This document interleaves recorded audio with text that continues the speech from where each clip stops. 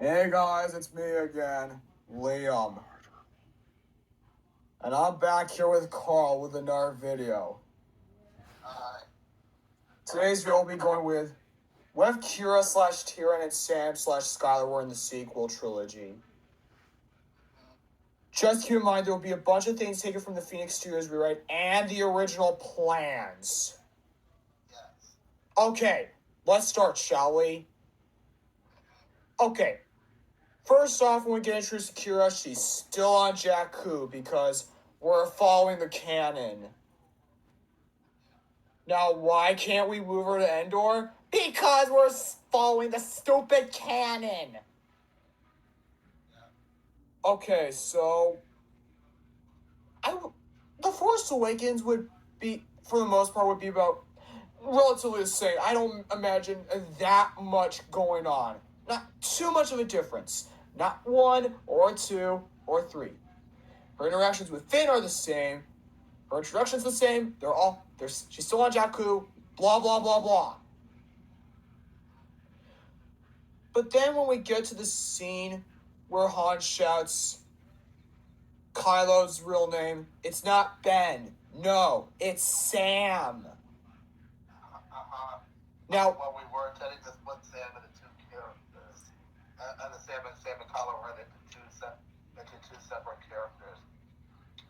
By making them brothers. But the reason why they're the same characters is because that's based off of the original plans. Not to mention, according to Kylo Ren's page on the Loathsome Cures wiki, his real name made little sense as his parents were nowhere near as close to Obi-Wan as Luke was.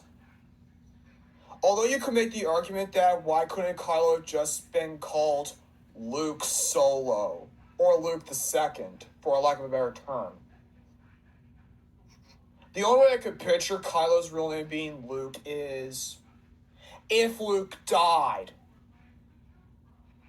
Like, maybe if he died in Return of the Jedi, I could see Han and Leia naming their child after Luke. But no, they can't, because Luke is still alive. You can't name someone after the person you know before they die. You can't do that. Or at least I don't think you can. I could be wrong that you can, but let me know in the comments down below. Correct me if I am wrong. Now the final battle of The Force Awakens will be about practically the same. Only difference is that Kylo would say something like, Kira, you are. And then Kira stops Kylo. And yes, everything that happens before the final battle would remain the same. Kylo's still killing his father, getting shot, you get the point. Now to the events of The Last Jedi. Okay, so, basically, to again, throw in the original plans, we throw in the first Jedi Temple. And, what do they do? What do they do? What do Kira and Luke do? That's the question. That's the question. What do Kira and Luke do in this timeline? I could imagine them learning about the history of the Jedi. I could imagine that. Now, also in this timeline, Snoke is just not Palpatine's creation because, again, I'm going off of the original plans. And that he's going to be Darth Plagueis. Although, fun fact, that was never the plan. But what do I care? That's being thrown in there because reasons. Now, when would Snoke and Darth being revealed to be Darth Plagueis play out? When would that happen? I don't know what happened. I don't know what happened in the scene. I don't know what happened in the scene of the Sith Temple. yes, set on Korriban, and literally, there's so much lore that needed to be explored. Anyways, a good chunk of The Last Jedi, aside from what I said, would remain practically the same, but the only change that's being made is that Kylo would, at one point, would reveal to Kira that she's his sister, because that was again in the original plans. Also, Luke survives. Yes. How, you may ask? He actually is on the planet. Great. Okay. And then we get to the Rise of Skywalker, and Kylo's the bad guy, therefore Palpatine is dead, and we get the new Jedi Order storyline. Yes. So yeah, and of course Luke dies. A lot of the Phoenix Studios rewrite of the Rise of Skywalker just happens about practically the way they do, with some alterations. So that's what would have happened if Kira and Sam were in the sequel trilogy.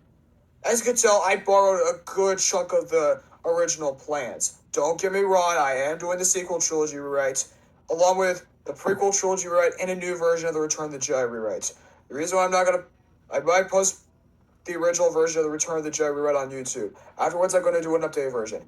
Okay, I should calm down. I think I'm talking too fast. I think I'm talking too fast. There. I'm done.